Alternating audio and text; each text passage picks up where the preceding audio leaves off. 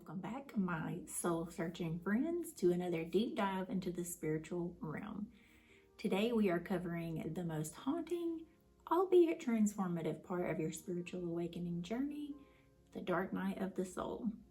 So buckle up, because this is not your typical bedtime story.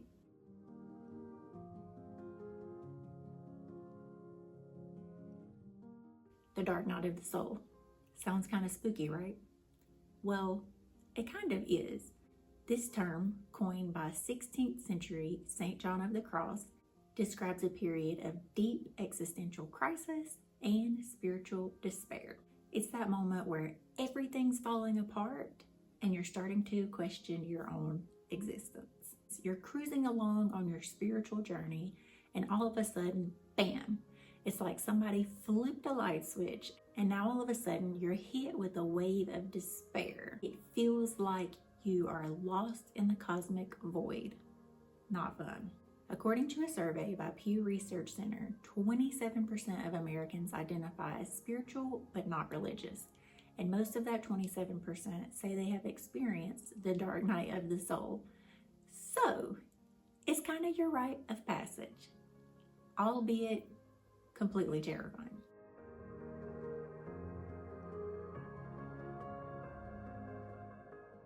So what exactly happens in this dark night of the soul?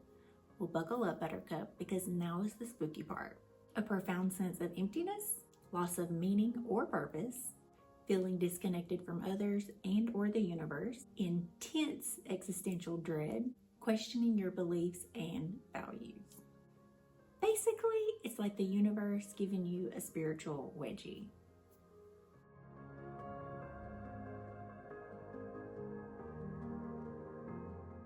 Now, I know what you're thinking. You're thinking, this sounds terrible. How can I survive this? Not to fret, you know that's why I'm here. Here are some tips to make this terrifying part of your journey a little more informative and transformational and easy. First is embrace the darkness. Understand that this, while terrifying, very disconnected part of the spiritual path seems daunting. It's actually the most transformative of everything that you are going to go through. It was not sent to curse you. This period was sent to change you.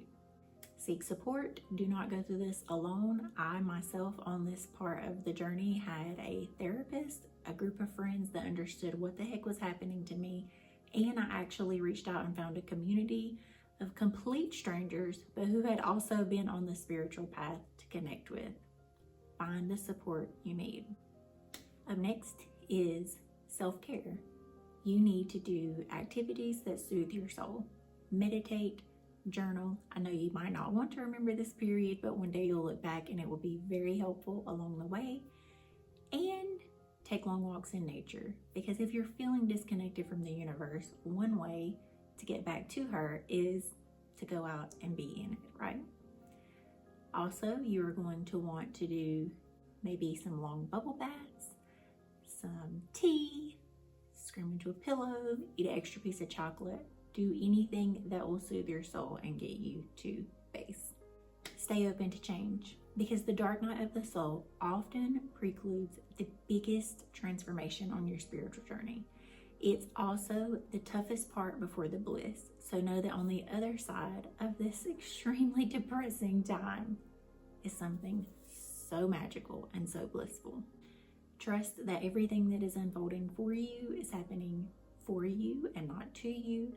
Know that the universe has never led us astray. Everything that I've ever asked for, that even I thought she didn't deliver on, in retrospect, she delivered on something better, and we have to keep that faith right now. To all my spiritual warriors out there, possibly going through the dark night of the soul, please remember that even though it is a little eerie and depressing, that it is a crucial step on your spiritual path to enlightenment.